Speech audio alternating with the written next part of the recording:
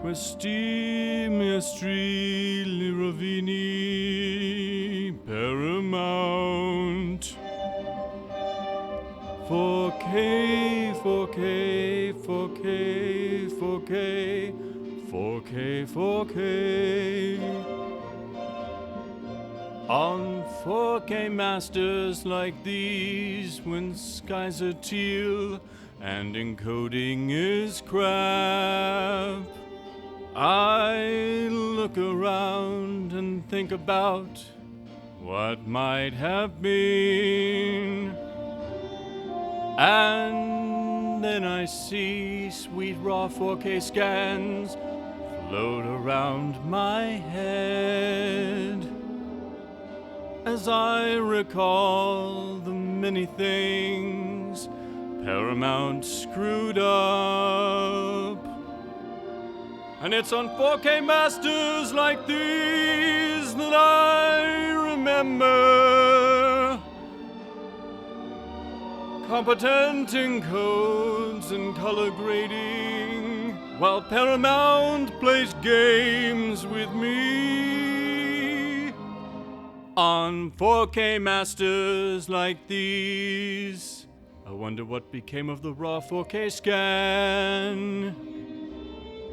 Maybe today you are sitting in a vault with someone new. On 4K masters like these, on 4K masters like these, questi maestri li rovini Paramount. 4K, 4K, 4K, 4K, on Paramount masters like these. Paramount masters like these.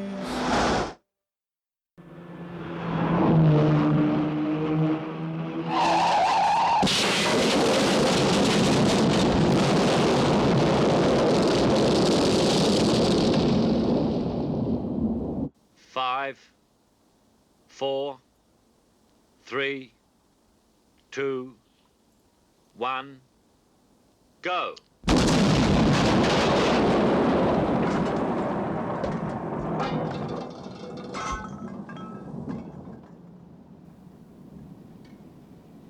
You're only supposed to make the bloody master right.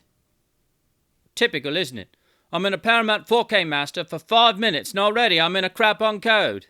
Hello and welcome back to this damn full idealistic crusade. This video is a review of the Kino Lorber UHD of the Paramount 4K master of the iconic 1969 The Italian Job, one of the most famous and most beloved of all British films, that unfortunately has never attained much more than a slight cult following here in the USA, where it didn't do very well on its original release, and it is a film that has only grown in people's love and adoration over time as it quickly became a very cherished film that is watched and rewatched and quoted endlessly in Great Britain. So this is very much one of those UK films that most people outside of the UK are not as familiar with, or they might know a little bit about it, or that it's perhaps one of the iconic Michael Caine roles, or that this is the film that forever immortalized the Mini Cooper as one of the most famous cars of all time. Of course, the film was given a big budget Hollywood 2003 remake, and while that film is, actually relatively decent, it really has nothing to do with the original film outside of reusing the title and the fact that there's a gold robbery, and the final chase of the film involves Mini Coopers going through a traffic jam in a city. But outside of that, it's really its own thing. So nowadays, of course, in the US, if you mention The Italian Job, most people are going to think you're referring to the 2003 film. And sadly, the fact that the original film is so iconic hasn't quite ever fully translated over here, and that's also because it was not a really successful film when it was released here in the US by Paramount back in 1969. Now, the film is not necessarily the easiest for American audiences to get on board with. It is a very British film, and the reason why it's so beloved is that it wears its Britishness on its sleeve. And this means that for US audiences in particular, it's definitely going to take repeat viewings to try and soak it all in and get on board with all of the quirkiness of the humor and the fact that it's a bit non-traditional, and how it handles being a caper film, which is how it's most often described, and really the sort of genre it fits into. It's of course a must for car enthusiasts, as it has some of the most iconic stunt driving you will ever see in films, all done for real by the legendary Remy Julien stunt team.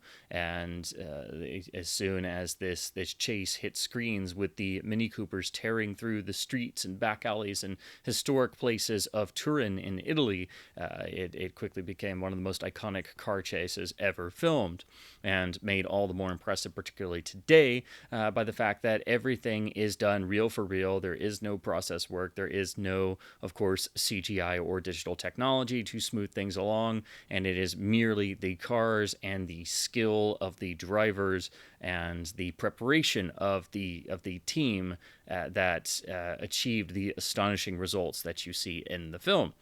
Of course, the film is filled with other famous, exotic, wondrous cars, so it is very much what has been termed a car lover's or petrol head's dream, although the fate of some of the cars makes said car enthusiast weep openly, and it is hard to see such beautiful pieces of automotive art meet a not quite pleasant end. But it's also a film that, again, tries to not necessarily be the prototypical film. It's a film that's trying to be not just a little bit different, but embrace its own quirkiness. Now, it started out as a project written by Troy Kennedy Martin, who had made a name for himself writing a lot of serious television dramas in the UK.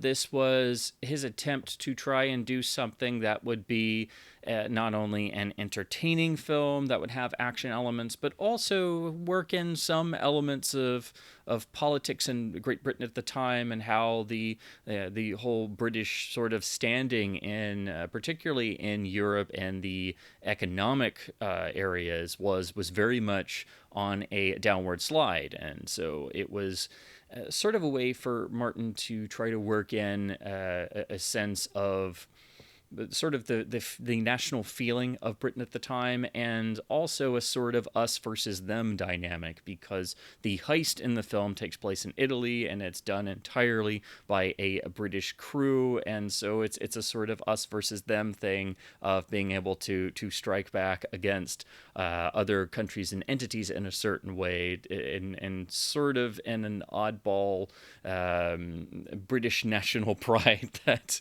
it was only a group of British criminals who could pull off such an audacious heist and make off with $4 million in gold bullion. Now, this quality does remain in the film, but it is very much diluted, because both producer Michael Dealey and especially director Peter Collinson, who came on board, very much had very, very much a radically different sort of view of the film that was much more about entertainment and less of the overt politics and the grimness and some of the grit that Martin had in his original script. And so he went through multiple drafts, and these elements sort of got dialed down, or really removed or written out entirely. But you see little flashes of them here and there, and there are some darker, more serious moments. But if perhaps you were like me and you always wished that the film had a little bit more grit to it here and there instead of the just full-blown quirkiness, the screenwriter of the film actually would agree with you, because that was something that he was not too pleased about, but he understood where they were going. And once the film had become a cultural icon all these years later, he had kind of come to terms with that fact. But interestingly, he had a sort of similar experience in another film released shortly thereafter that also sort of runs the gamut between a straight, serious, gritty film of its genre and a quirky sort of comedy with oddball characters, all basically revolving around the similar theme of a massive amount of gold bullion that has to be obtained by our group and essentially stolen and spirited away. And that, of course, was Kelly's Heroes, which Troy Kennedy Martin also wrote and was also rewritten and reworked many times during production. So I just thought it was fascinating that basically he had the same sort of experience with another film shortly thereafter that also happened to be about stealing a big pile of gold bullion. Now, of course, it's Peter Collinson as the director of The Italian Job who really gives it its spirit, its devotion to just being as very swinging 60s, but also as quirky as possible. This is not your typical studio film. This is not even your typical British film. And it's this quirkiness that very much, I think, is what has made the film become a cultural icon, because it's a film you can revisit time and time again and always find some new little quirk. We have such a varied cast of characters that you can't quite follow all of them or follow everything on screen the first viewing. It's only on repeat viewings where you suddenly notice what the guy on the far side of the screen is doing at any given time. And these sort of inherently goofy professionals these career criminals are, and how they have their own sort of code of conduct and code of ethics, in addition to being just completely endearing. I've never seen it written down anywhere. I've never seen him admitted in interviews and things, but if you know the Ocean's 11 remake that Steven Soderbergh did, and of course the Ocean's trilogy of the two sequels and so on and so forth, that sort of weird, quirky ragtag group of various individuals and how they interact and bicker with each other, and all the various planning of the heist and trying to carry off the heist or whatever they're up to in the film, I'm absolutely 100% positive that what they were looking at, what Soderbergh was really thinking of, instead of just the original Sinatra Ocean's 11 from 1960, was The Italian Job. So if you know the Ocean's films, as a lot of people will today, and you come to The Italian Job for the first time, you can't help but go, oh, that's where this comes from, because there's not really any quirkiness in the original Ocean's 11. It's very much a time capsule of Vegas at that time and the Rat Pack and everything, but it doesn't have that quirkiness. And so I'm absolutely convinced that what Soderbergh was really thinking of on the Ocean's films was The Italian Job, because this is very much that same sort of dynamic. But here the comedy's a little bit more broad, it's much more British, and the director and producer especially peppered the cast full of famous British comedians of different eras, a lot of television comedians as well, with the most notable being Benny Hill, who's given the role of Professor Peach and has a very particular quirk that is exploited to get him to join the crew for his computer expertise. Of course, Martin wrote the lead role and designed it and conceived it entirely for Michael Caine. There was no other person considered for the role of Charlie Croker, and that's evident from the first frame he appears in. He is not only the lead character of the film, but he is the lifeblood of the film. He is the energy of the film, and he absolutely maintains the sort of internal pentameter, or the internal clock of the film. He's able to ride this sort of pace between the light and frothy and the slightly goofy bits, and having to be incredulous at some of the things that go on, and then of course the more serious stuff like the planning of the heist and the danger of carrying out the heist when things start to go wrong, and trying to beat the clock. Also the more serious moments of dealing directly with the mafia and being directly threatened and things. So it's really Michael Caine just driving everything in the film. I mean, he literally, as Charlie Croker, is not merely the protagonist, he is the life force of the film. And his first entrance in the film, he's already got this incredibly just beaming, knowing, whimsical smile. He's practically looking directly at the audience, into the camera almost, and that's the first you see of him. The film opens with one of the most remarkable evocative title sequences, I think, of any film, not just of the 60s. It's not only evocative of 1969 and of car culture with the beautiful first ever supercar, the Lamborghini Miura, the legendary Miura, just tearing its way through the beautiful alpine roads with the incredible Matt Monro song On Days Like These, written by Don Black and Quincy Jones, who did the score. It's just an unbelievably transportative title sequence. Very simple, but very melancholy, and it lulls you into a particular sense. But as soon as we come to the end of that title sequence, you immediately know what kind of film you are in, because the tone completely changes and we get that first full flourish of the just incredibly quirky, morbid, sardonic, slightly goofy humor that Peter Collinson injected into the Italian Job. So it's also one of the great opening title sequences that basically lulls you in and then hits you with a sledgehammer. It says, oh, you thought you were going to have this kind of film. Well, no, it's actually this kind of film. And then we're immediately introduced to Michael Caine. So there's a good sort of getting the audience hooked in rather quickly. But it's a little oddball. And that also lets you know that this is not going to be your typical film, which also makes it a bit of a harder sell because it is unquestionably British and it's not the easiest film for American audiences to immediately jump into.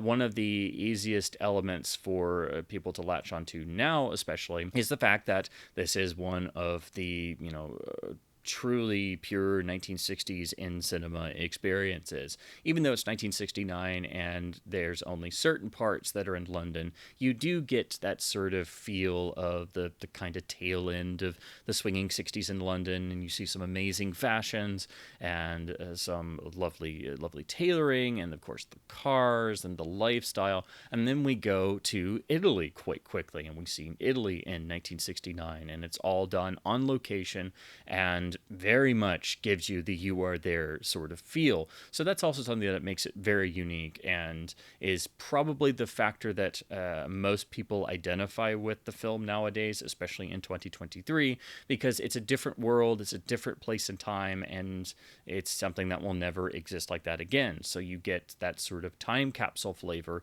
of not just the setting, but the actual world around the film, and the fact that the film is actually shooting in real locations, and all the Italian scenes are actually shot on location in Turin. So that is probably the biggest takeaway people have.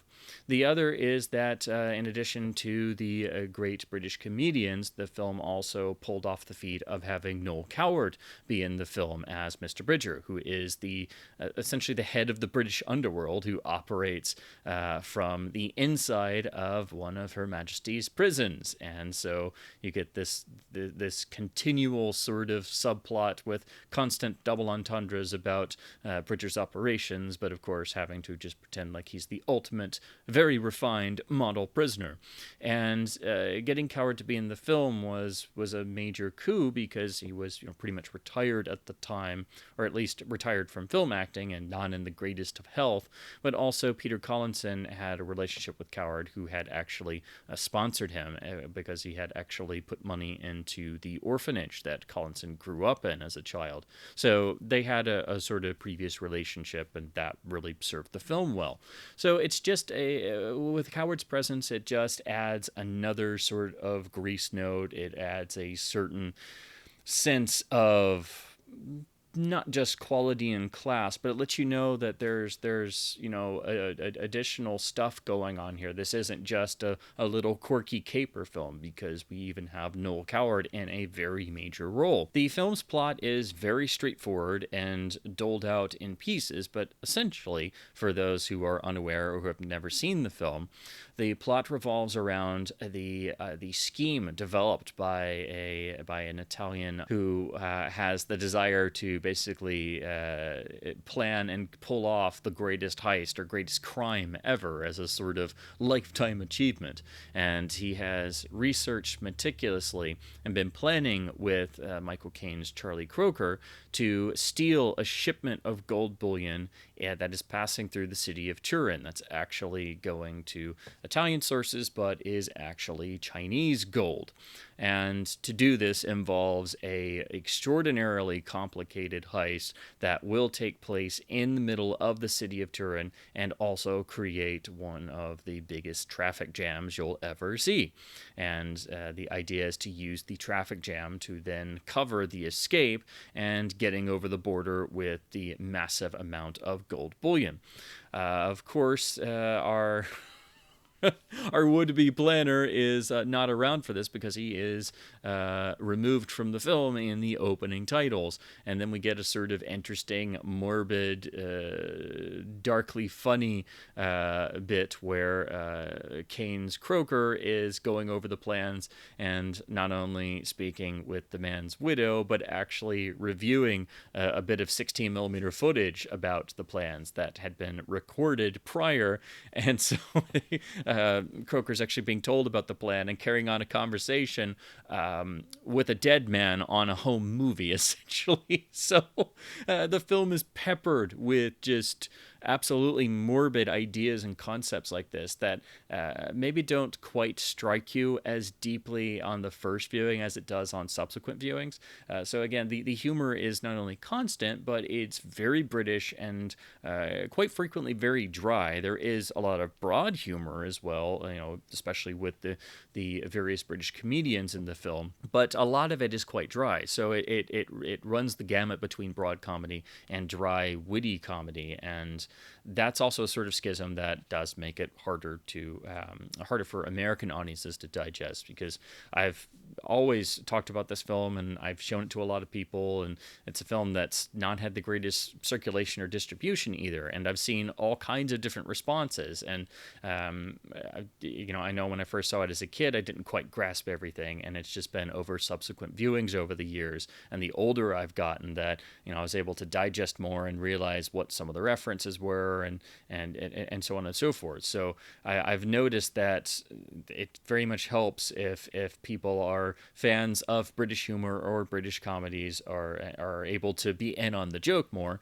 but also it helps very much when people see the film over multiple viewings, because it's very much a type of film that you can return to. A lot of people refer to it as like returning to a film that feels like wrapping a warm blanket around yourself, which is why the film is quite frequently run on British television around the holidays. It is a national treasure in the UK, whereas here in the US, most people have no clue what you're talking about, unfortunately. Now, the actual film then goes through the various planning stages of the heist, basically getting all of the crew together, and amusingly, they're all introduced in a boardroom setting like this is some sort of corporate deal. And that, of course, is part of the film's wonderful charm and wickedly funny sense of humor.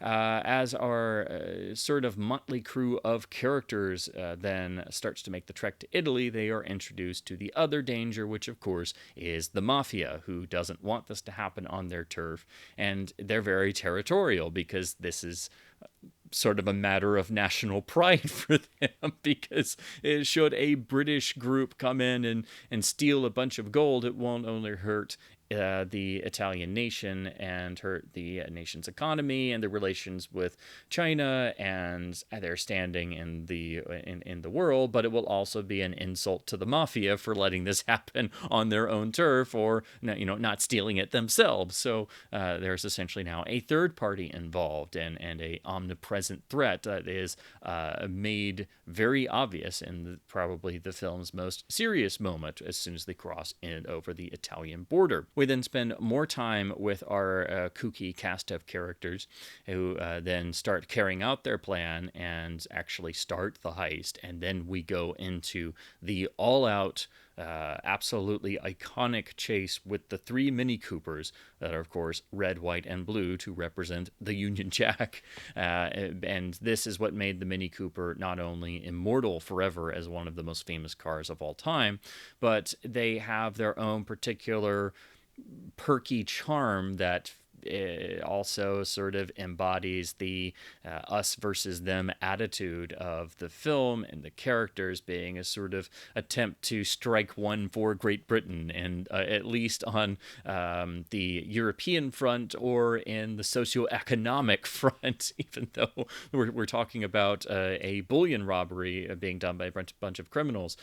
So there's also this incredible charm to the vehicles themselves. They themselves are stars. They are the co-stars of the film with Michael Caine, and they were immediately immortalized when this film came out.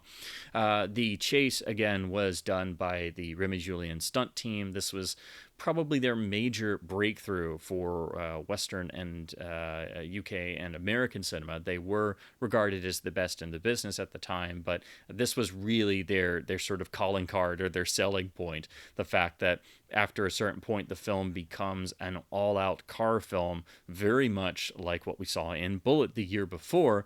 But here we have 3 Mini Coopers being chased by all the Italian cop cars, and we have the Minis going through the subways, we have them going down staircases, we have them going through historical districts, we have them going through the various plazas and shopping areas across the stairs at a church during a wedding reception, of course. Anything they could come up with, just absolutely amazing visuals that while they do go on for quite some time, it is a very long sequence. It's just astonishing to look at because everything is done for real. The sort of flip side argument of that is, of course, that Peter Collinson was not necessarily an action director, so some people think the car chase goes on a little too long, and most of it is not scored either. The score only comes in at the end, which really helps things pick up and glues it together. So that's a fair point, I think, to make, because there are some moments where it's just more about the amazing visuals than necessarily the maintaining of the sense of danger and tension of trying to get out and get to the border before everything closes in around them. But it's just an absolutely astonishing sequence to see to this day, and even more impressive today because you will never see this again.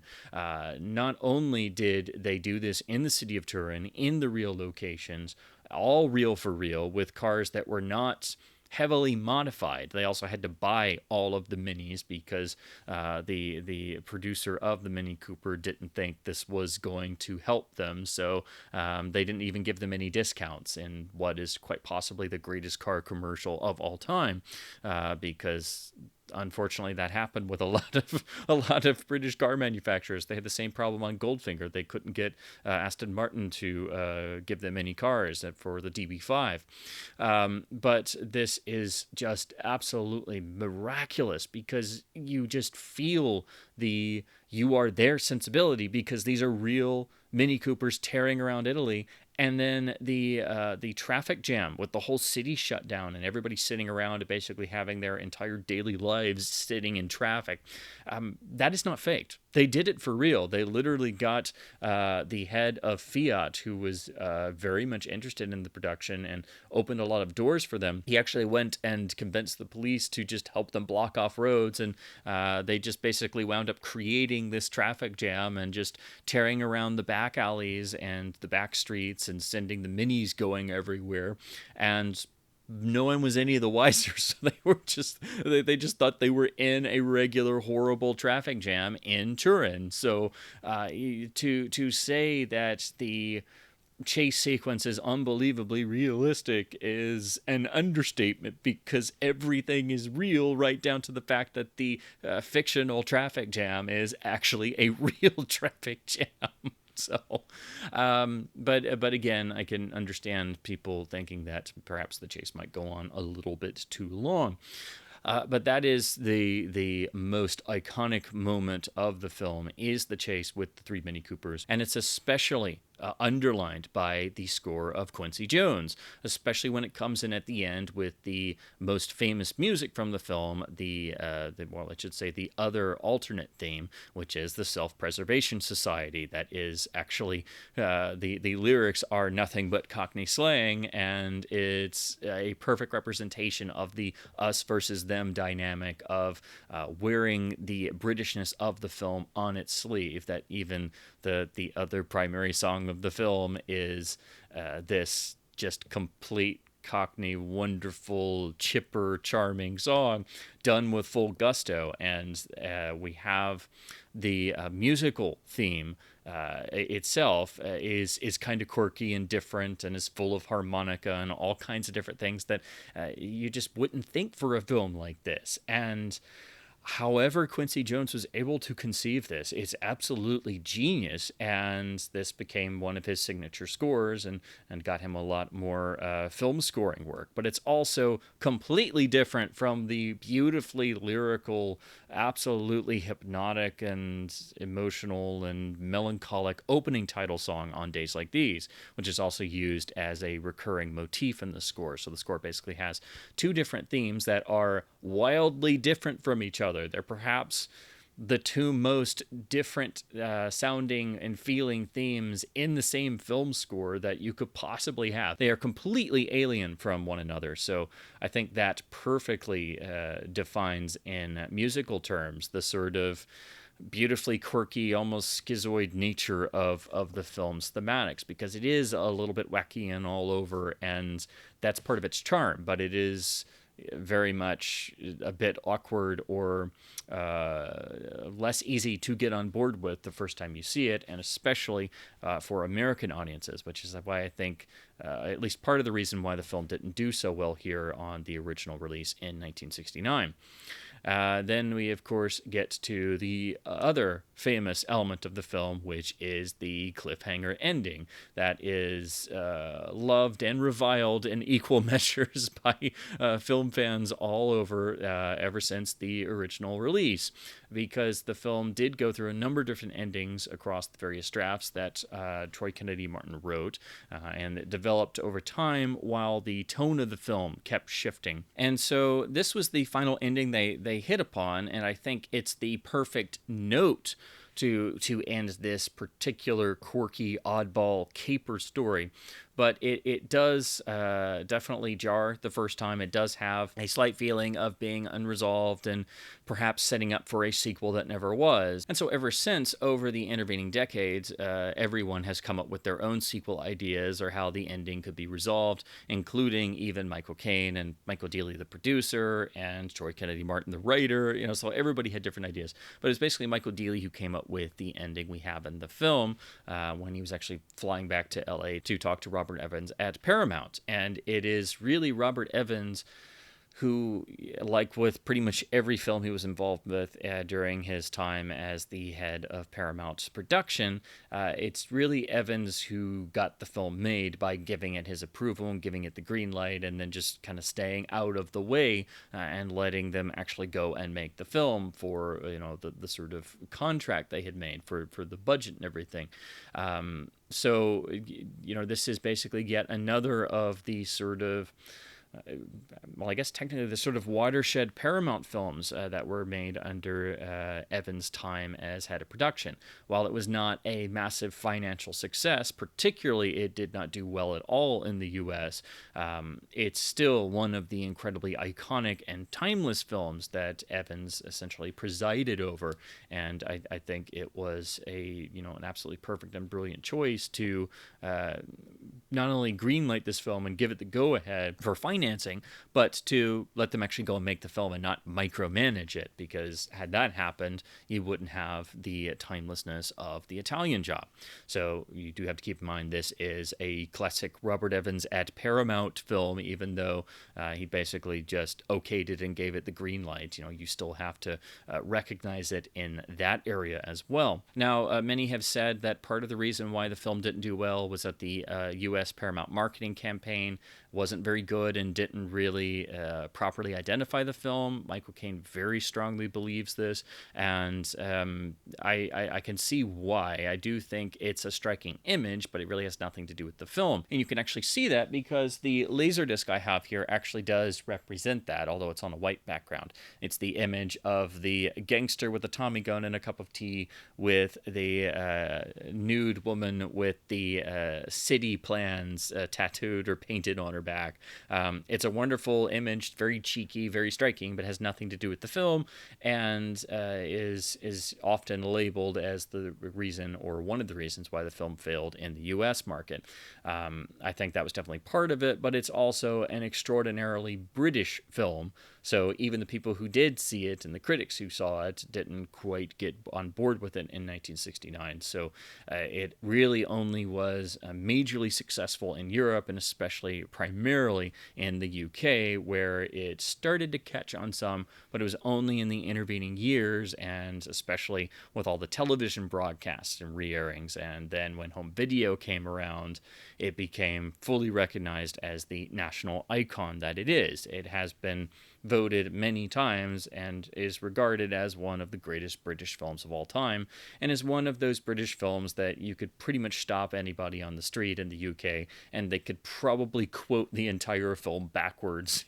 So this is one of the essential, most iconic British films, and for all of these reasons and more, why it's so important and fantastic that we finally have a new master to discuss on a new 4K UHD release. If any film deserved a 4K UHD treatment with a new 4K master, a film with such an iconic status as The Italian Job most certainly deserves that. Now, to talk about the 4K UHD and Blu-ray combo release from Kino Lorber on the technical side of things, this is a Paramount Pictures 4K master. It was a 4K scan of the original camera negative and has been given Dolby Vision HDR grading on the UHD.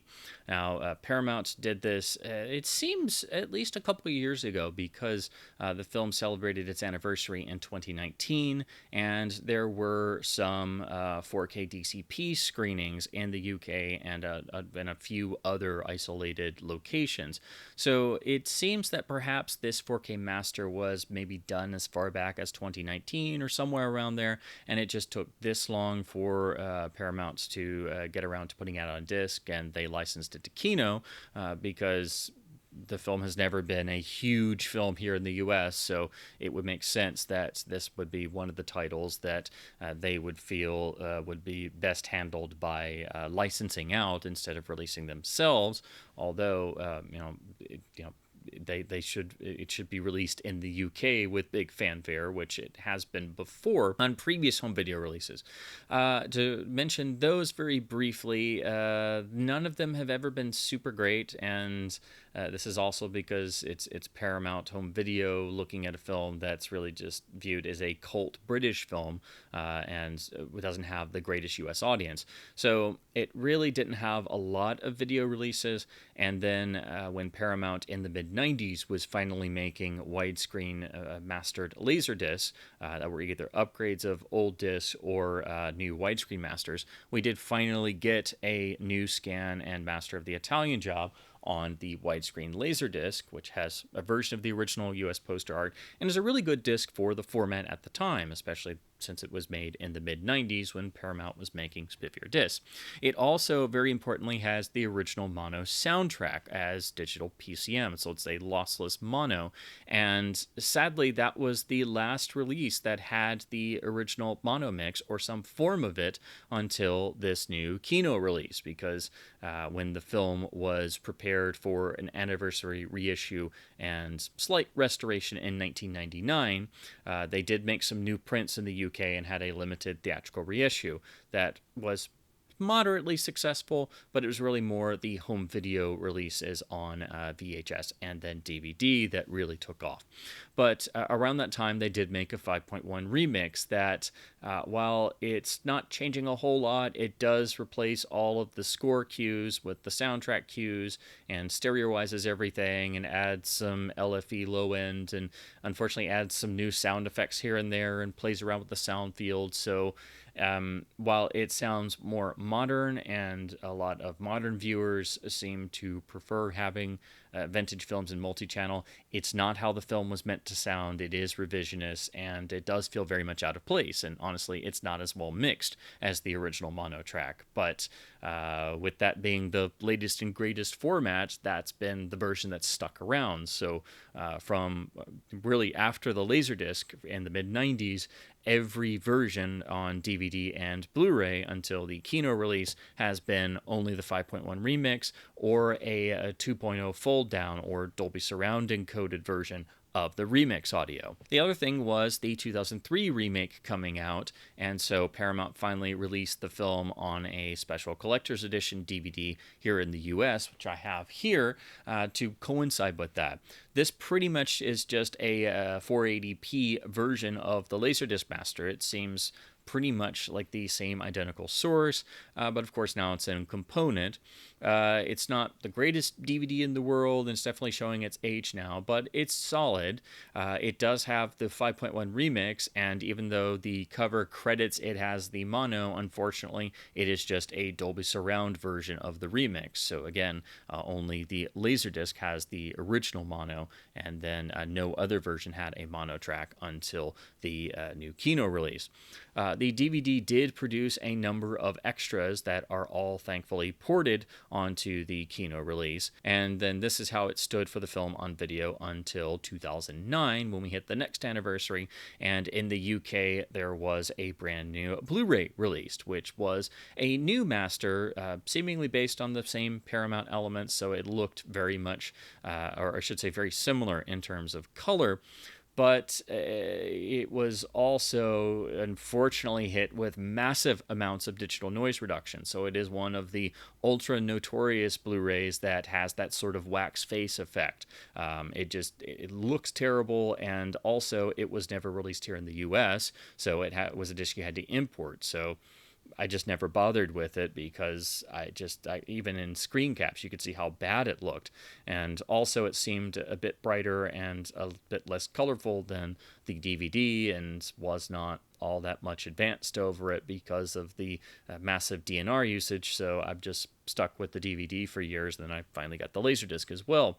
That's how the film stood outside of various reissues. It did port the 2003 extras and added a few new ones of its own that were quite substantial, including a feature-length documentary. So all those extras have nicely been ported to the Kino release as well, to finally make a complete release in terms of all the special features being in the same place. So to then move on to what we have on the new Kino release and what this new Paramount Master is like. There has been some discussion online, and a lot of back and forth, people having different opinions. The reaction seems to have been mostly positive, but some have posited that there are some color timing concerns and some other concerns that are sort of unfortunately typical of a lot of Paramount 4K masters ever since they started working on their catalog titles.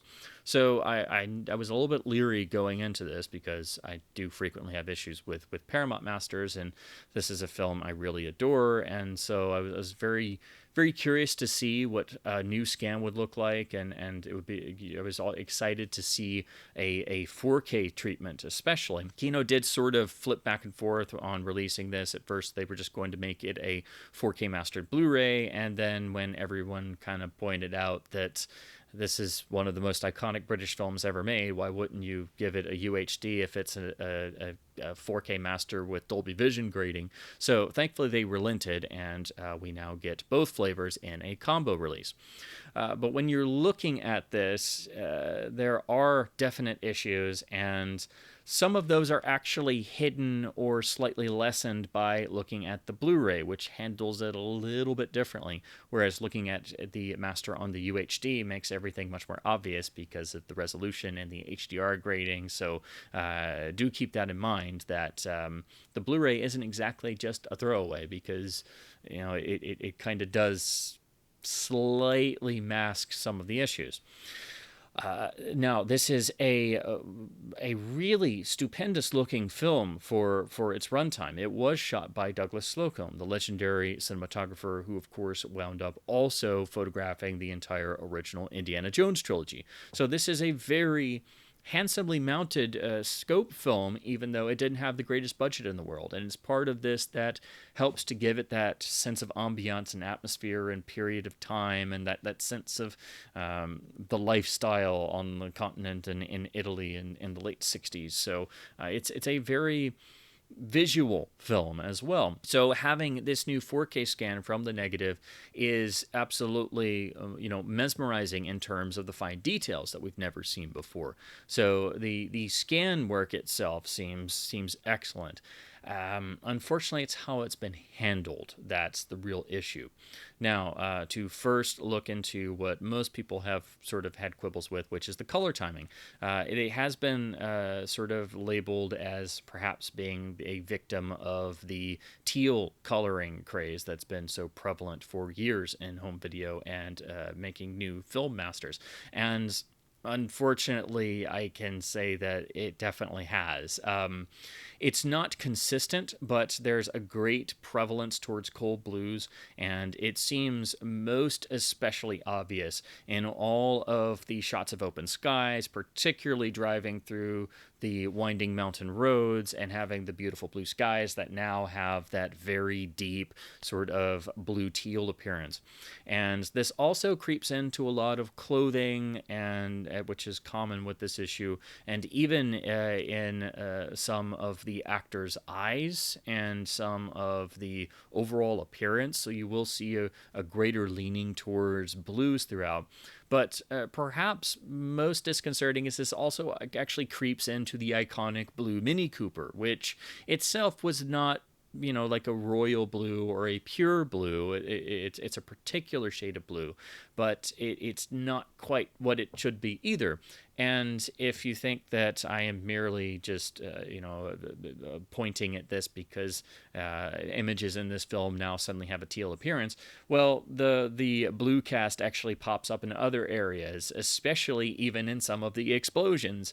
At the end of the opening title sequence, where there's the big smoke cloud billowing, if you look at it very clearly, it is blue smoke because the smoke and all the dirt in the air and everything is bluish. And I don't know about you, but you shouldn't really have a cloud of blue tealish looking smoke, because that doesn't actually exist. But unfortunately, you see the sort of blue leaning in the color timing pop up even in other objects or areas of the frame. So I do think the color timing is a pretty massive issue.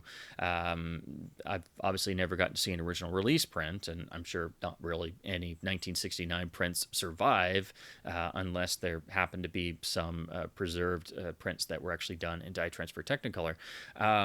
And of course, judging by the old video masters isn't the best, because old video masters have issues of their own and they're not 100% archival, but they do give you a good idea of how the film should look, or at least used to look. And also, since this master is probably, it may be from 2019, that sort of color timing approach was a bit more prevalent back then, and Paramount doesn't do that as often now, so it might be a symptom of that as well. But I certainly think the color timing is an issue. It is very obvious, and it also seems to manifest itself a little bit in terms of some of the black levels look a little bit off. There are a lot of darker areas in the frame that simply sort of drop off in detail. And then you also have to look at the HDR grading, which is in Dolby Vision. But while it does add nuance to the image, it also makes the color timing issues more prevalent. And there also seems to be areas where the HDR grading was not as well finessed, and so you have areas of the image that really do kind of pop out more in terms of brightness, and so the image is no longer consistent across the board. And this is something that unfortunately you run into with HDR and catalog titles, which is why I'm always leery about HDR grades being done for catalog films. And while it never, thankfully, goes for the sort of light cannon approach to having a ton of nits in terms of peak brightness, like unfortunately some masters do, there are moments where you can definitely tell that the HDR is kind of popping out here and there, and also even some of the skin tones look a little bit weird and off. Again, I'm so used to seeing this film on DVD and especially the Laserdisc, which is usually the version I rewatch the film with, that, it might be partially that, but I just was not overly thrilled with the overall look of the image and how it was handled in terms of the color timing and HDR grading. The source scan itself is great, and the detail is great for the most part, with some points I'll get into next. But the color timing is a definite issue. It does suffer from the dreaded teal issue. It pops up all over the film, but it's also kind of inconsistent too. So I think anyone who knows this film very well, who pops on this UHD, will notice some of this.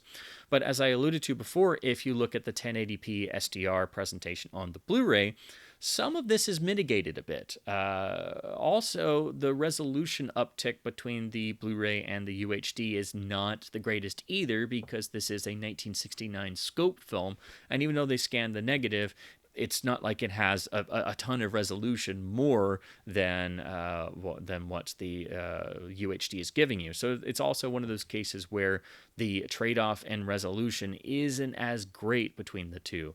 And so if the issues with the color grading and the HDR kind of mess with you, take a look at the actual 1080p disc transfer, because it's honestly, it does mask some of this stuff. It's still there, unfortunately, because it's baked into the source master, but looking at it in 1080p SDR does actually sort of mask some of these elements, and they aren't as glaringly obvious in your face as they are when you're looking at the full effect on the UHD. Now, to go into other issues that I think are very important to address, and unfortunately getting more into the sort of Paramount usual suspects territory, the color timing issues would be one thing. The HDR grading would be one thing. But then you get into some seemingly random usage of DNR here and there scattered throughout. There are certain shots that do look a bit softer, particularly on a number of close-ups where it looks like they've gone in and done some softening and some grain removal. That is something that Paramount does on certain masters, and they can do it completely at random, and they seem to really like to focus on close-ups. So you'll see this in a lot of Paramount discs, and unfortunately that does pop up here. Thankfully, it's more on the lesser side, but it's also very inconsistent, so it's hard to really pin down or nail down, and that's another real frustrating quirk of inconsistent Paramount releases, because frequently the transfer looks great in terms of detail, but then you get to random spots where it just suddenly it's like we've almost gone to a different source for a second, because somebody apparently felt the need to go in and mess with certain individual shots. So not only does the color timing kind of act sporadically and is inconsistent, but also so is the actual grain structure and overall level of detail in the master, because it does have some sort of inconsistent DNR usage. The actual scan, again, is great, but there are a few little tiny blemishes that do pop up here and there. They are very minor, but I did notice an artifact or two.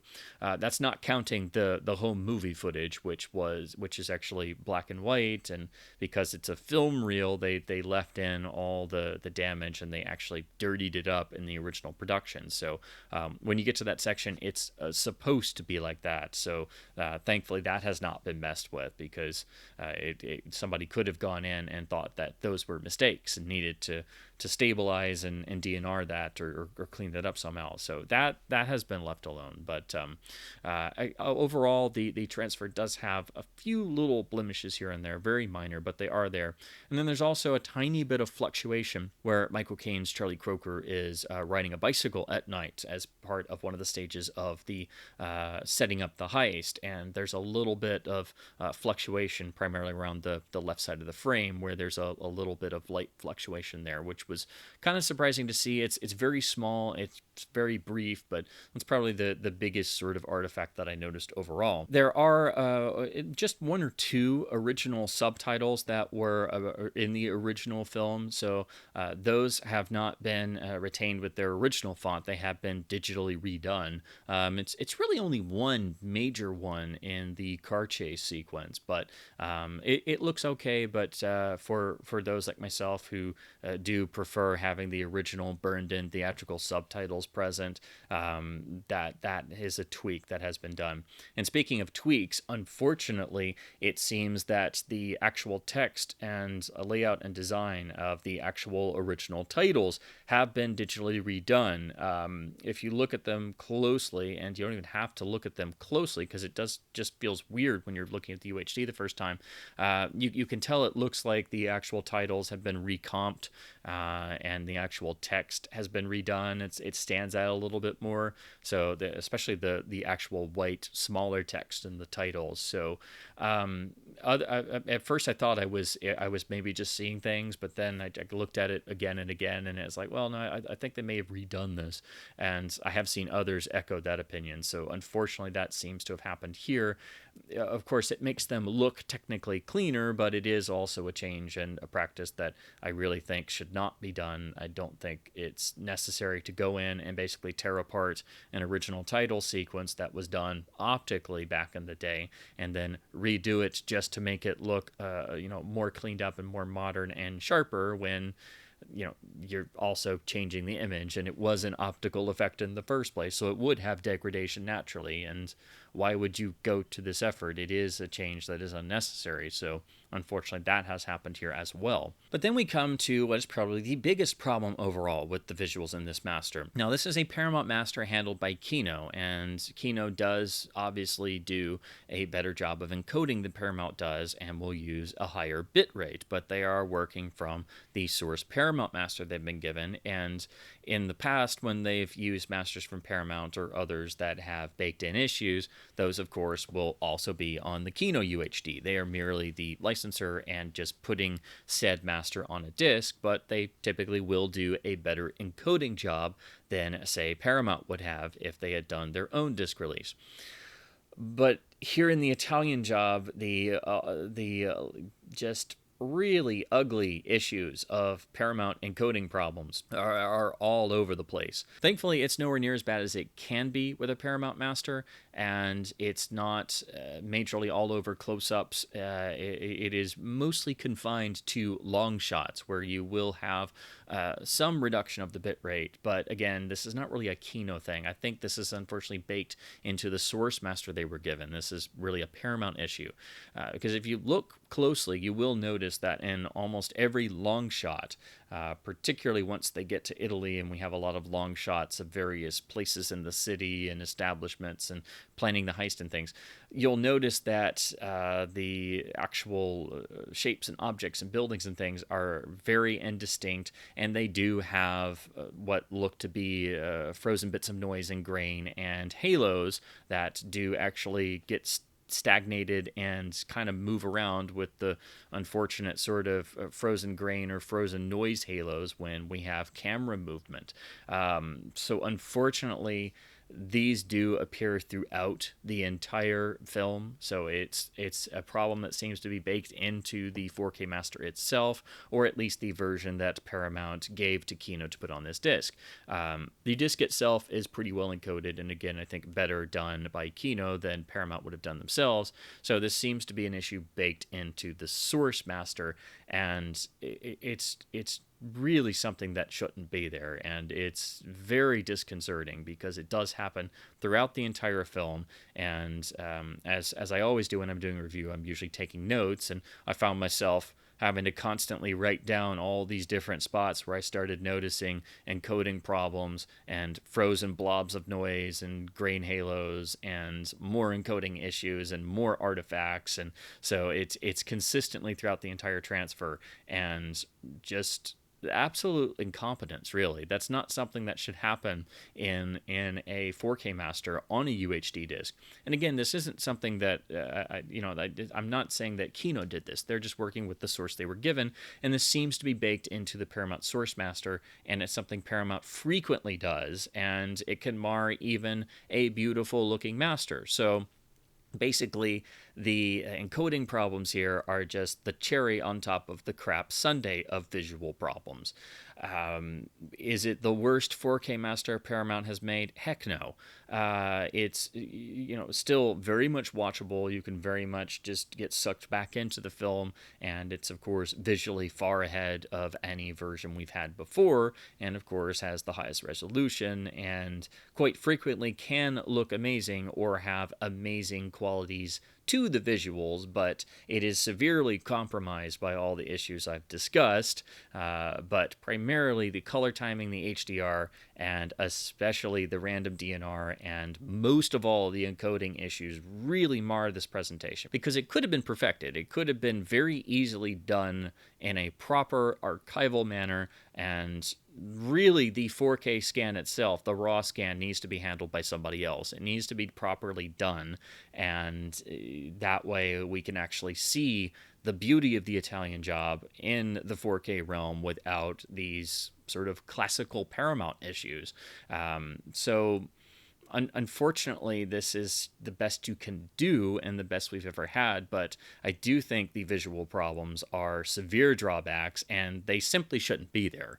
None of this stuff was necessary, and it took people more time and cost more money to actually do this stuff. And then on top of that, it's again topped off by a terrible encoding job that is very slipshod in places and can look frequently quite good, and then can go all crappy and then back and forth time and time again. So in summary, for the visuals, I have major issues with this release. I think this needs to be addressed. I think all of these should have been caught in quality control, which seems to be non-existent with a lot of these entities.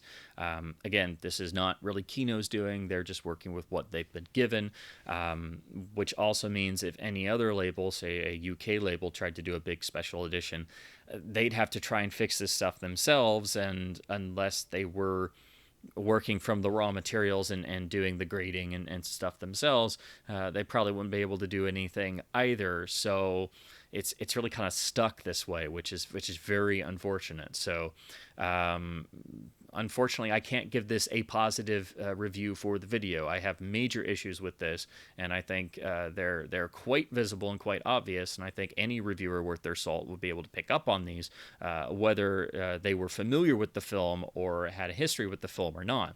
So make of this what you will. It is a visual upgrade in technical terms, of course, but in terms of color timing, HDR, random DNR, and especially crummy encoding in spots, it's unfortunately a Paramount affair. Again, the 1080p Blu-ray does mask some of this stuff, so if this really bothers you, it's still there, though, especially if you have a 4K setup and you've already noticed some of this stuff. But in comparing the two, you can see how the Blu-ray manages to mask some of this stuff, but also it's much lower resolution, and then it's not doing the master exactly the way that it was because it's having to go down to 1080p SDR. But it's interesting to note how the Blu-ray does sort of pull its own weight and does manage to sort of mask some of these issues to a certain degree. They are still there, but if you wish to play around with the Blu-ray, I think it's an interesting comparison to make. Now, in terms of the audio, we have two different varieties. We have the aforementioned 5.1 remix, which seems to date back to 1999. That is here in lossless DTS HDMA. And then, thankfully, we have an original 2.0 mono option, which is also lossless in DTS HDMA. And this is the first time on a home video release since the 1990s Laserdisc that we have a version of the film's original mono. I think the 5.1 remix, while it's obviously on the more tasteful side of things, it doesn't go full tilt crazy into using new effects everywhere and playing with the sound field and stuff. I'm just not a fan of it. It is extremely revisionist. It does try to frequently make the track more bass heavy and, make some of the car sounds more throaty by throwing stuff into the LFE channel. And it also distractingly puts all the music in as stereo, and it doesn't match with the original mono dialogue stems. So it is very modernized. It is very revisionist. And quite frankly, it's not the way to experience the film. It is not authentic to 1969. It's not as well mixed as the original mono track. And for all the people who say that they prefer it because it feels more modern, well, that's not how a 1969 film was supposed to be. It was a mono mix. It was released in mono. It was intended for mono. And, if a revisionist mix floats your boat, then, I guess that's okay, but it's not really a practice that I agree with at all. And with this film in particular, I did spend a long time trying to get the original audio, and then I eventually had to get the Laserdisc. So, I'm not a fan of the remix, and I do think it sticks out like a sore thumb and does not feel intrinsic to 1969. So I did sample that track just to make sure that it still sounded okay, and of course now it's in lossless quality, but it is pretty much the same remix as what was on the DVD because it's dating back to around that time of the 1999 reissue. But I, of course, watched the film with the mono track because I was super excited to finally have the mono track on a main release again. Weirdly, though, I tried to figure out what the source of this mono was, because of course I compared it to the Laserdisc, so I did a capture and I was looking at them in Audacity and looking at the waveforms and such. The mono on this UHD does retain its dynamic range. It pretty much matches the Laserdisc track, and it does seem quite a bit clearer, like it's obviously a newer audio harvest and a newer transfer, but also it's quite sharper. And also I noticed that some of the music cues, particularly when we get into the Self-Preservation Society at the end of the car chase, it's a bit more strident, it's a bit more harsh in the high end, and there's even a little bit of distortion. It's also a little bit louder of a track, I noticed. And also, when you compare it to the mono and the Laserdisc, it seems like some of the other effects are a bit louder in terms of like the background effects and things.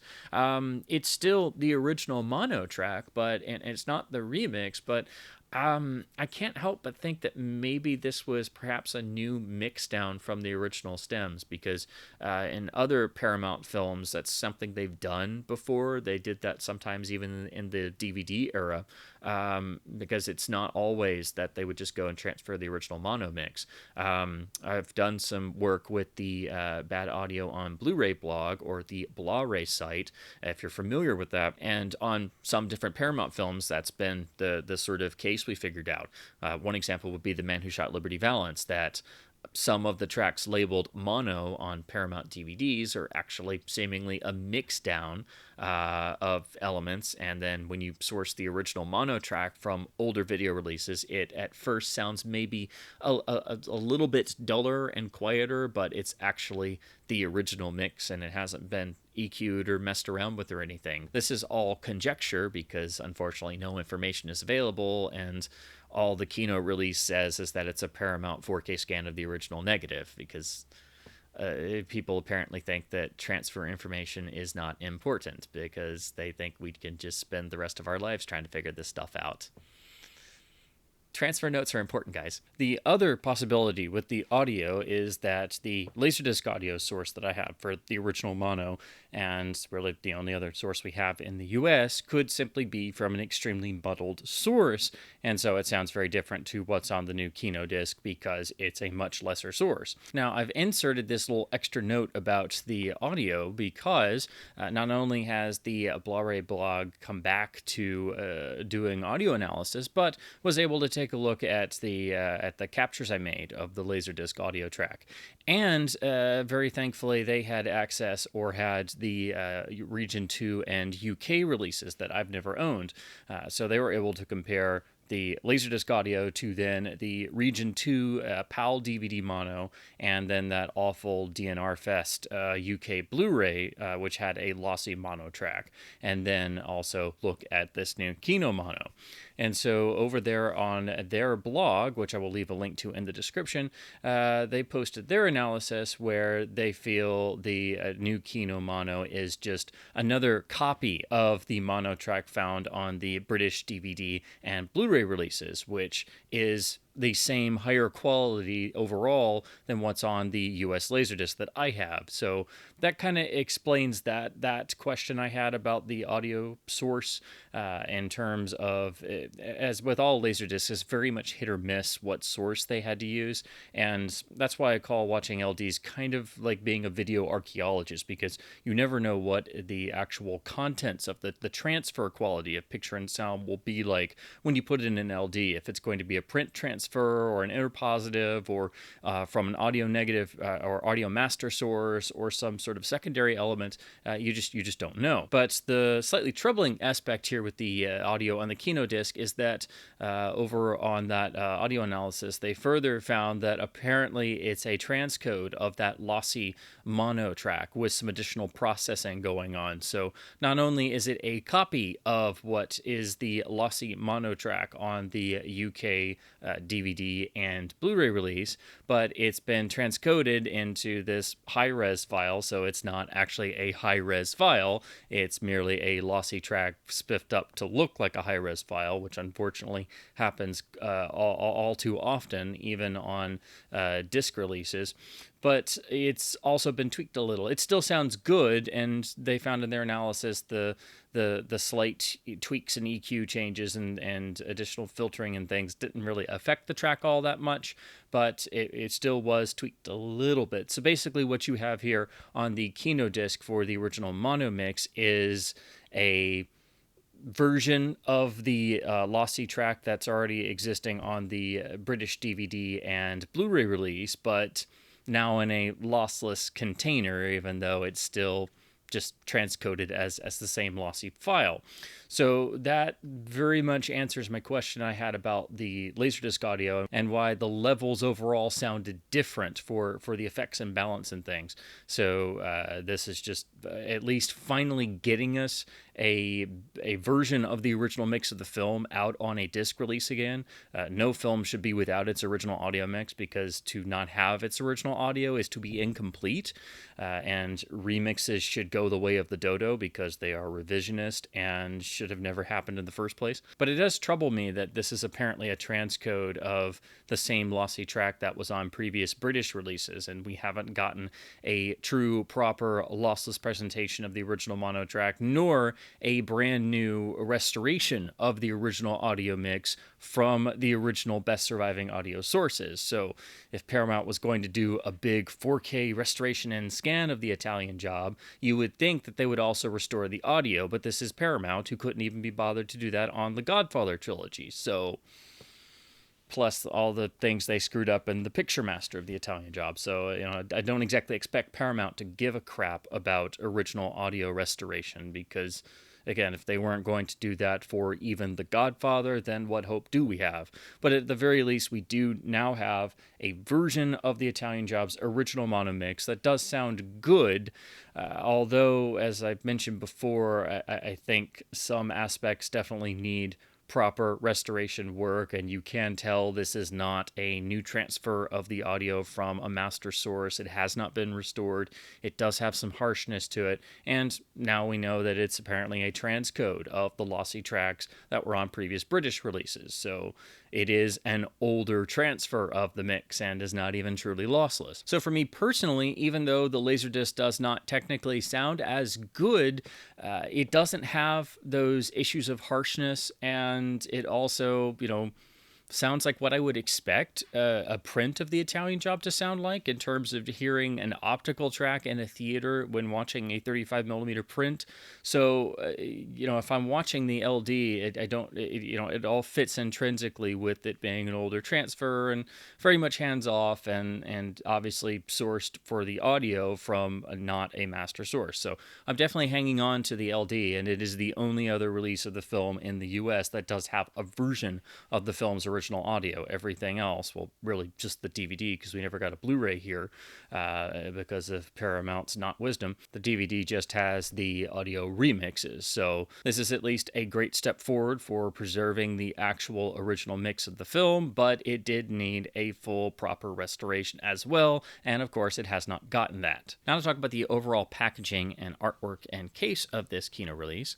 So here it is in their traditional style. This is the original pressing with the slipcover, which has sold out, but that's the only thing unique to the first pressings, is that they come with a slipcover where Kino grabs some version of poster artwork and then has their usual sort of generic layout design. But once you remove the slipcover, of course, the UHD is the same identical artwork and layout. But if you're big on slipcovers, you do have to get their releases as soon as they come out. And this was a very big seller because, as a lot of us figured, most people in the UK immediately went to import this however they could from Kino, and that's why it sold out very quickly for the slipcover. Of course, this does actually have reversible artwork and has the original US poster. So this is literally what the US poster looked like, and of course what the Laserdisc took the key art from. So should you wish, you can actually display this with the rather not at all like the film artwork. Of course, the primary image that they used is actually not an original poster, but this was the anniversary poster mock-up that was done many years ago, turned up in 1999, and was, of course, also used on Matthew Field's Making of the Italian Job book that I have here. So that's why you see it twice here. So, of course, inside we just have the Blu-ray and UHD with the standard generic Kino Lorber label. There's no booklet or insert, as is common to Kino UHDs. Now let's talk about the special features. All of these come from the 2003 DVD and from the 2009 UK Blu-ray. So we have all of those materials here for the first time in the US, all in the same place, but unfortunately nothing new was produced for the 50th anniversary, and nothing new was produced for this release, so you are still just dealing with legacy extras, but at least you have all of them now from both the DVD and UK Blu-ray. So to go through these, we have two different commentaries that are, essentially hosted and run by Matthew Field, who is essentially the film's historian. He literally wrote the book on the making of the Italian Job and produced almost all of the DVD and Blu-ray extras. So in commentary one, he talks with Troy Kennedy Martin, the film's screenwriter and the original person at the brainchild of making the film. It's a good commentary, but you can tell that Martin hasn't seen the film in a long time, and so Field does a good job of keeping the track going, so it's filled with information, but some of it is obviously gone over in the various documentaries and things, but it's nice hearing it in first-person form. So it's a discussion between the two, but you can tell that Field is having to sort of, not quite prod him along, but he has to make sure that the commentary keeps going so it doesn't get, slow and full of gaps. So this was on the 2009 UK Blu-ray. It was not on our DVD here in the US. Commentary track 2 was, and similarly, it's Matthew Field talking with producer Michael Dealey, who is seeing the film for the first time in a while, and similarly, Field is kind of having to just, again, keep the flow of discussion going. It's a good, solid commentary. You do get some more insight, but also a lot of the same material is covered in the documentaries. But it's great that we do get both of the commentary tracks here. I'm not sure. I think it's possible both of them might have been recorded around the time of the DVD, but for the US market, apparently they thought only one was okay. Or again, it's possible the other was recorded for the 2009 disc. I'm not exactly sure, but all I know is it did take me a while to be able to hear the Troy Kennedy Martin one because we only had the Michael Dealey one here on the DVD. So you have both of the audio commentaries here, and they very much go hand in hand. It's basically more of the same, but with the producer with the Michael Dealey track. Then we get all of the mini documentaries from the DVD release, The Great Idea, The Self-Preservation Society, Get a Blooming Move On.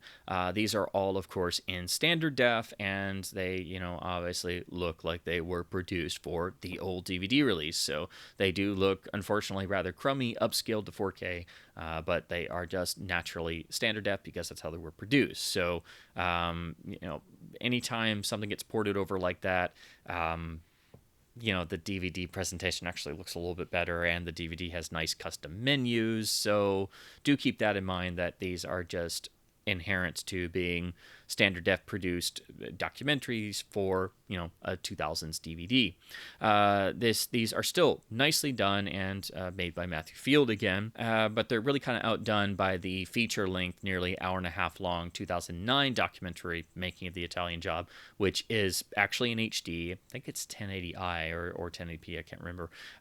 But you get many interviews with the cast and crew, a good number of which are no longer with us, unfortunately. So it's very important for that, and a lot of the same information gets covered, but in a much more comprehensive way, because it's a full-on, almost 90-minute documentary. And rather interestingly, with all of the clips in the films, for the DVD pieces, you see what the DVD master looked like, so you can see kind of what the standard def master looked like in terms of color and overall presentation. And then in the 2009 documentary, it uses clips from the horrible 2009 DNR to Hell and Back master, so you could see how bad that disc looked just by seeing clips of it. You can see how the color looks washed out and how everybody has the wax face effect, and it just looks terrible. So you actually do get a little glimpse of the DVD and the terrible Blu-ray in looking at the old supplements here. We also get a full-on featurette, runs about 20 minutes, just about the legacy of the Mini Coopers and stunt drivers of Mini Coopers and people who actually reenact a lot of the Italian Job stunts in the UK, and how it's a beloved vehicle and what you can do in a Mini Cooper. So it's a wonderfully done featurette, gets into a lot of real car details about the actual stunt driving. Then we get the major deleted scene of the film, which was a piece from the car chase. This was done for the DVD, and so it's still unfortunately standard def and from an old work print transfer, so the quality is very limited, but it's also got optional commentary by Matthew Field, who talks about why this scene was shot and why it was finally removed. And so it's great that that's been retained here, but I would have hoped that somebody would have actually scanned it in HD at some point, but at least we do have it included here. Then we have a trailer gallery with the original theatrical trailer and then the 1999 reissue trailer. Unfortunately, these are standard def and they look really crummy, but it's pretty much what was on previous releases on disc. But it would have been nice to have at least an HD scan of the original trailer. Then there's also, like with most Kino discs, a variety of other trailers that are slightly associated, mostly other Michael Caine films they've released, and it's also a mix. They're mostly old standard def, but the one for the Ipcris file is actually an HD scope scan of the US trailer. So it does serve to actually go through those other trailers, because every once in a while one of them will actually be in HD. It's just a shame they didn't have an HD scan for the Italian Job trailer. And I should also mention that all of the extras, as is common on Kino releases, are on the included Blu-ray. The UHD is feature film and commentary tracks only. Also, interestingly, they have different menus. The UHD is a image montage from the film with a very generic little menu section, whereas the Blu-ray actually has the poster imagery and is a traditional sort of static Kino Blu-ray menu. Now, overall, looking at this release, and to summarize all of that, this is obviously the best technical quality we've had for the film on a home video release, but it does have a great number of drawbacks that keep it from being a proper definitive release of the film. This is not a fully archival presentation of the film, and does have, unfortunately, many of the typical Paramount problems associated with their 4K masters. I think Kino has done a good job handling the materials they were given, and thankfully they did make sure to retain all of the supplements from the DVD and the UK Blu-ray release. So we didn't lose anything, but unfortunately no one involved or Paramount decided to make anything for the film's 50th anniversary in terms of new extras, and there was no subsequent UHD release in the UK. So it's quite possible that Arrow or someone could license the film and do a more deluxe release because the film is so beloved in the UK, and it seems likely that might happen, but unfortunately nothing's been announced or said, so the Kino disc is basically your only option to look at the new 4K master. I am beyond thrilled that there's a version of the mono track here, and I'm at least happy that the visual issues don't completely harm or ruin the viewing experience, but they are very much there and very much felt, and it does mar the experience. So I can only recommend this with a lot of notes, essentially. It is by no means a perfect release. It is by no means the release it should be, and honestly, it is quite possible this master was done back in 2019 before Paramount, fully figured out what they were doing, and although unfortunately a lot of these problems still exist in Paramount Masters, so this is kind of part and parcel with any time you're looking at a Paramount 4K master, this kind of stuff can happen. But unfortunately there's quite a bit going on here that I did feel the need to get into, and it did really frustrate me because this could have been a perfect release. This could have been a beautiful presentation.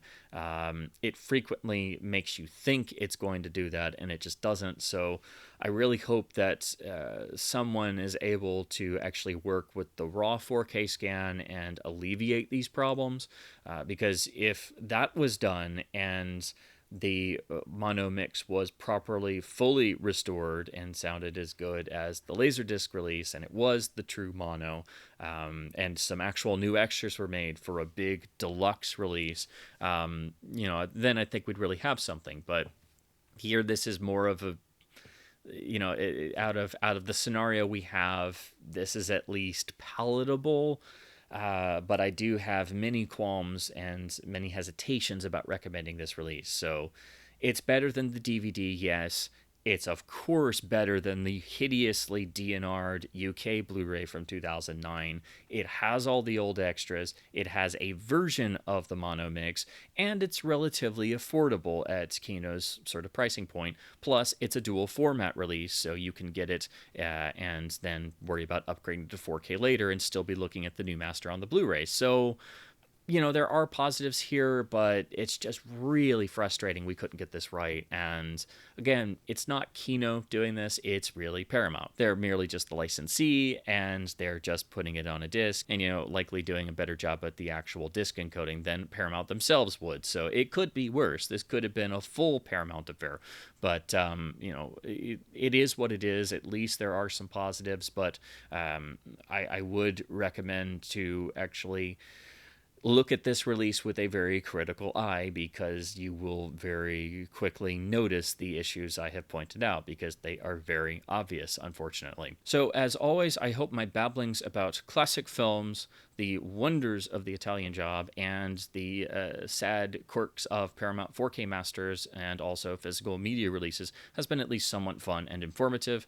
The Italian Job is one of the most beloved British films of all time, and is a film that I really enjoy spreading to more people here in the States who were either not aware of it or hadn't seen it before or didn't quite get on board with it the first time. It's very similar to Get Carter in that way, in that Get Carter especially had an atrocious remake, but it's also an iconic British film, regarded as one of the best British films of all time, that has never been treated well or even known very well here in the US, and also has really had a really crummy video history in the US. So it's ironic that, two of Michael Caine's most iconic films and performances are really only best known and endlessly quoted in their native UK, whereas here in the US they are very much cult films only. So I do encourage fans of the film to check out the Kino Lorber UHD release, although do keep in mind it does have some severe drawbacks from it being a Paramount 4K master. And as always, please do keep supporting both studio and boutique labels by buying films on disc, even when unfortunately they are problematic as hell, like the Italian Job 4K release due to, unfortunately, Paramount tomfoolery again, because by purchasing films on disc, it means you can allow for the support to keep both physical media and film culture itself alive. And as always, thank you ever so much for watching.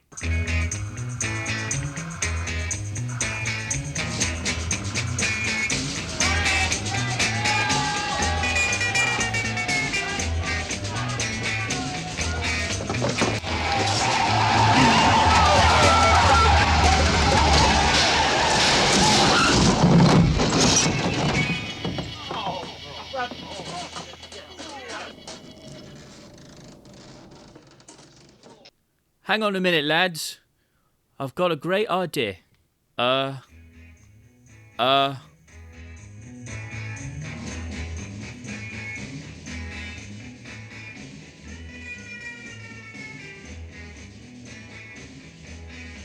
This is the Film Preservation Society. This is the Film Preservation Society. This is the Film Preservation Society. This is the Film Preservation Society. This is the Film Preservation Society.